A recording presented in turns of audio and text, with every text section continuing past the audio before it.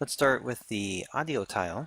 So audio tile type, we'll go ahead and click on our plus and go to the audio folder. Inside of it, we have our audio file. We'll click on select folder. Now we have the image, but we also want to bring in an audio clip. So let's go ahead and go back to our plus. And the audio folder here, this is going to have a audio file for us. We'll click on the select for this as well. Now we have both. We have the audio image and we have the file for the audio clip. If you click on the little play button right there, you can actually hear the audio sound. So if you're seeing several of them, you want to find out which one is which, then you can click on it that way.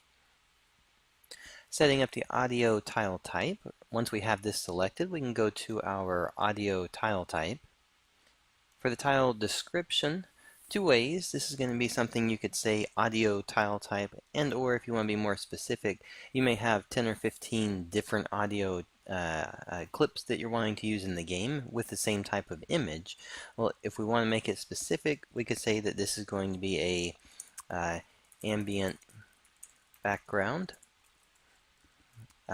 In the description, it could be the type. So for instance, if it was a location-based or if it was a mood-based, then you could describe what type it is. This is just the audio itself will just say ambient, cheerful. The tile description's done. We can go to general settings.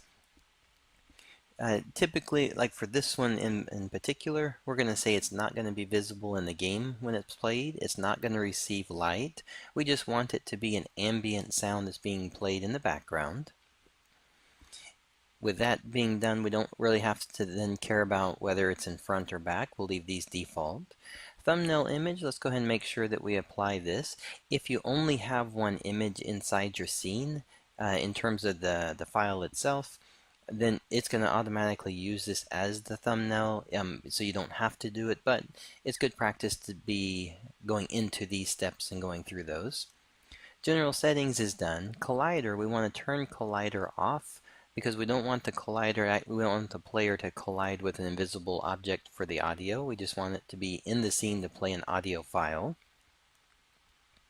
At this point, the only other thing would be the color. If you had if you were doing an 8-bit and you wanted to see it correctly, you would want to make sure you do point. For us, though, the bilinear or trilinear is fine to use.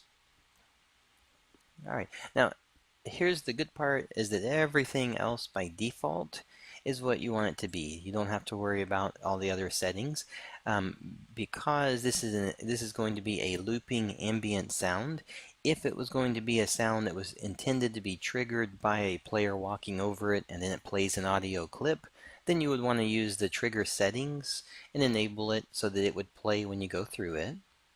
However, for us, we're just going to scroll down to the bottom, and we have one rollout down here which is specific to the audio clips.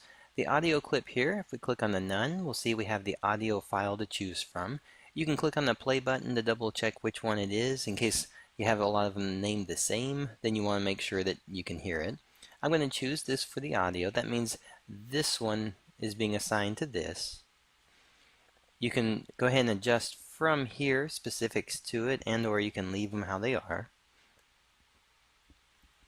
If you want it to play in the editor when you put it in to build a game, you can say play in editor. Play at start means that when you go to the start, meaning that you're actually in the scene, the level, then it's going to play at start. You have a constant loop. This is an ambient noise, so we want to actually have it just continuously loop through. There is a volume fade and a loop amount. Both of these are intended for a triggering, so that if you do the triggering settings, you can say that you want it to fade in and out when you enter and exit, which are both for these options. You can say if you want that fade to be enabled for it. You have two more options. This is going to be interrupt current play, meaning that no matter where it's currently playing, if you re-trigger it, then it's going to just interrupt and start playing again. And then you have the let audio finish play. So if you do exit, instead of actually just stopping immediately from the exit on the trigger box, it'll actually just finish playing and then it'll stop. Alright, so that's going to be the audio setting options available for the audio tile type. Very specific to audio that's going to play inside the scene. So whenever you're going to have any kind of audio clip, be sure that you use the audio tile type to allow you to be able to put whether it's being an ambient looping noise and or whether it's specific to a triggerable sound that's supposed to play.